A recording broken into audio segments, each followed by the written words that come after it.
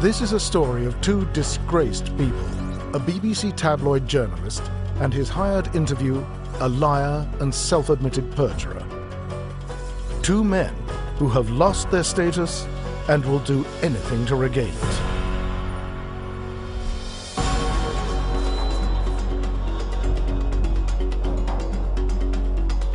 The story begins in March 2007, when BBC Panorama reporter John Sweeney and his producer, Sarah Mole, arrive at St. Hill Manor, once the home of Scientology's founder, L. Ron Hubbard.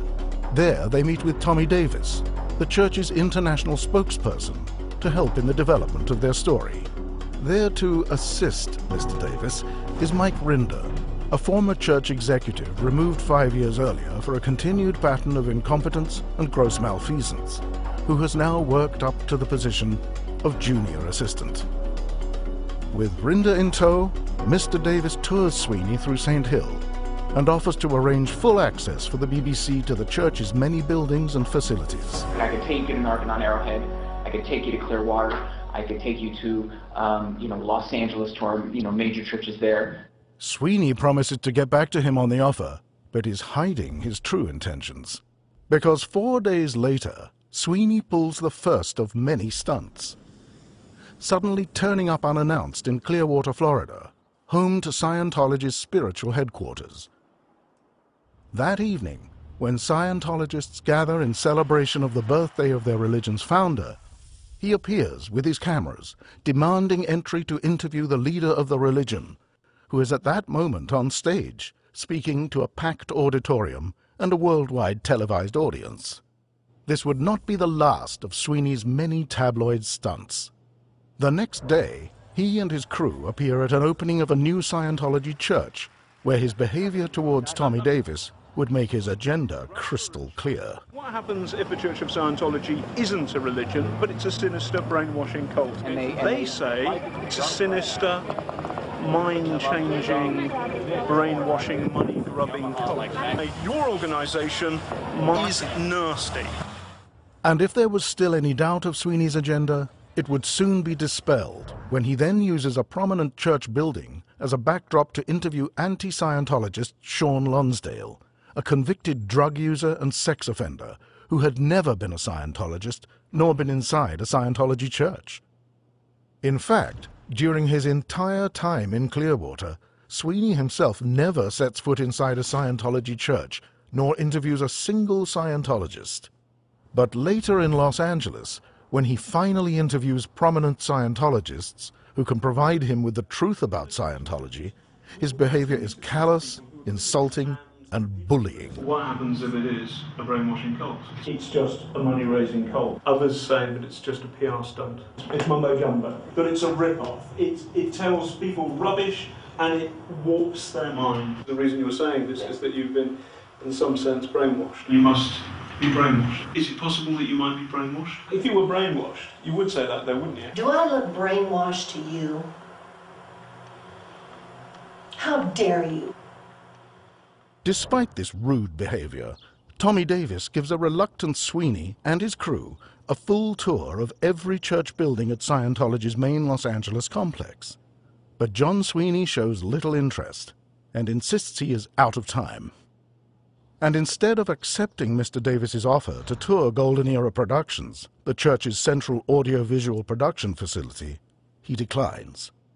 But the next day, he hires a helicopter and buzzes the property. Then he stages another stunt, landing nearby and driving his cameras to an unmanned security gate directly across from the main entrance, where he demands on-the-spot interviews with officials he knows are not there. This is just one of many staged stunts Sweeney would create for his cameras. In a San Francisco church, where he pretends to be ejected from the premises. In Los Angeles, where he bangs on a seldom-used fire door at the back of a church building, attempting to show he was being denied access. And in London, where he uses a movie premiere to harass film star John Travolta with his religious bigotry.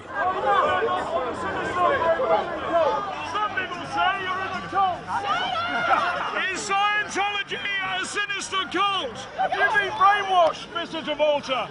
Take this leader. It's a win. But it is during a private visit at the Citizens Commission on Human Rights, a watchdog group established by the Church of Scientology, that John Sweeney would become most notorious for an out-of-control and shameful psychotic rant directed at his host, the church's international spokesperson, Tommy Davis. No, Tommy, you stop! No, listen to me! You were not there at the beginning of that interview! You were not there! You did not hear or record all the interview! Do you understand? Brainwashing is a crime. Did you understand? Against humanity. You are quoting the second half of the interview, not the first half! You cannot assert what you're saying! Sweeney's meltdown garnered worldwide attention and over 1 million hits on YouTube. News stories mocking John Sweeney's behavior appeared all over the media. BBC journalist John Sweeney had been investigating the Church of Scientology when he snapped. He was actually caught on tape ranting at a Church of Scientology official. And his on-camera freakout has put him on YouTube and the BBC on the spot. Exposing a journalist, a critic at his worst. Sonia, you were not there! You were not there! That's really the best way to get the most out of an interview, I'm sure. Yeah, really warm them up. Little over the top, I think. What was that? Who could scream the loudest? Is that what you said? It sounded like a seal. If you are interested in becoming a television journalist, his behavior was a fine example of what not to do. The resulting controversy did more than embarrass the BBC. The elite body of British investigative reporters, the Frontline Club, threw Sweeney out of its membership. Classes in 3 major universities used the example of John Sweeney to show what never to do in investigative journalism. One class counted in Sweeney's program an astonishing total of 180 violations of BBC and government broadcast codes. John Sweeney became the poster child for shoddy reporting. And Sweeney's boss, Panorama editor Sandy Smith, was forced to make the unprecedented and humiliating move of sitting in front of his own cameras to explain himself. What happened? It's not songs of praise, is it? No. A laughingstock in journalistic circles, Sweeney desperately wants to excuse his indefensible behavior to regain his former status and get revenge.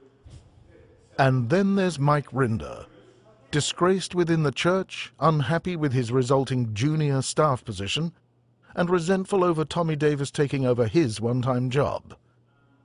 That's him in the background, attending to whatever Mr. Davis needs. Shortly thereafter, without any warning, he vanishes, without a word, abandoning his religion, his family, and his wife of 35 years. Yet, inexplicably, soon afterwards, John Sweeney's producer, Sarah Mole, contacts him with an offer to talk to the BBC. At this point, Rinder seemingly declines. But Rinder's life does not go as planned. Because of his poor work ethic, he can't hold a job, and his life outside the church is a constant struggle.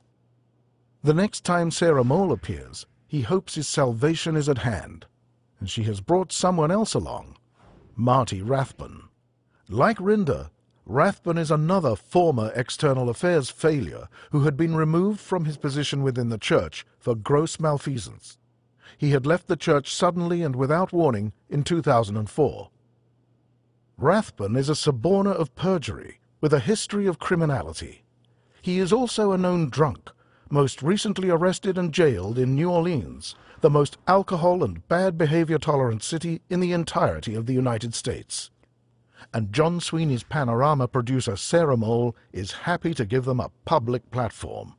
Rinder has promised the BBC an exclusive. But what is he getting in return? And what does John Sweeney want? He wants Rinder to rewrite history. For in one of Rinder's only appearances in front of Sweeney's cameras in 2007, he told him that allegations by the BBC reporter against the church, and specifically its leader, were total lies. Those allegations are absolute, utter rubbish. Absolute, utter rubbish. The plan is simple: To recover his reputation, John Sweeney needs someone who will, with a straight face, pronounce to him on camera that Sweeney's infamous and shameful meltdown was, unbelievably, a brainwashing job performed on him by the church's spokesman, Tommy Davis. And who better to do this than Mr. Davis's former underling, the disaffected Mike Rinder? And who better to confirm Rinder's lies than his angry and vengeful, now best good buddy, Marty Rathbun? Rinder will tell Sweeney that he was lying in 2007 when he denied the allegations against the leader of his former religion. In short, Rinder gets a forum to attempt to destroy the man who replaced him and get revenge on church leaders. And Sweeney gets back his reputation. Is the BBC really allowing Sweeney to create a report exonerating himself for his own inexcusable psychotic rage? Apparently so. For on the 8th of December 2009, Sweeney's producer, Sarah Mole, sends an email to Tommy Davis informing him of the BBC's plans to launch a new show investigating certain vague and unspecified allegations against the Church of Scientology and its leader. That same day, the BBC also flies Sweeney's favorite two malcontents in from America, Marty Rathbun and Mike Rinder.